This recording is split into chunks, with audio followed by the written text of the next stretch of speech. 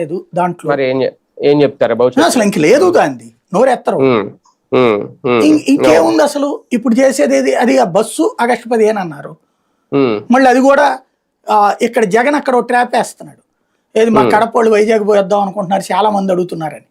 వాస్తవంగా అది పల్లె వెలుగుని అప్పుడే చెప్పారు చంద్రబాబు గారు. పల్లె వెలుగు అంటే జిల్లాలో తిరగడం అంతే. అంటే ఇతను ట్రాప్ వేస్తున్నాడు వాళ్ళని. చూసారా అయితే అక్కడ దాంట్లో ఉమ్మడి జిల్లా కూడా తిరగలేరు. అప్పుడేంటి రేపు పొద్దున అదిగో చూసారా మోసం చేశాడని చెప్పడం కోసం ఎప్పటి నుంచి స్కెచ్ చేస్తున్నాడు ఇతను తెలివిగా. ఈ అన్నదాత సుఖీభావ్ అన్నారు, 20 అన్నారు, ఆ మధ్యన 12 అన్నారు.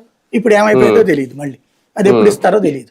సార్ ఇది కూడా అంటే వాస్తవానికి ఇప్పుడు ఈ బాండ్ అంశం ఇప్పుడు తెర మీద తీసుకొచ్చారు.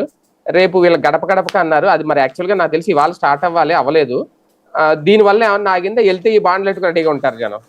అంటే వీళ్ళు రెచ్చగొడుతున్నారు కానీ ఇప్పుడు డబ్బులు ఇచ్చిన వాళ్ళని జగన్ వాళ్ళు ఇచ్చిన తర్వాత ఆ సిద్ధం సభలకు ముందు ఇంటింటికి పంపించాడు కదా, 2 ఏళ్ల పాటు పంపించాడు.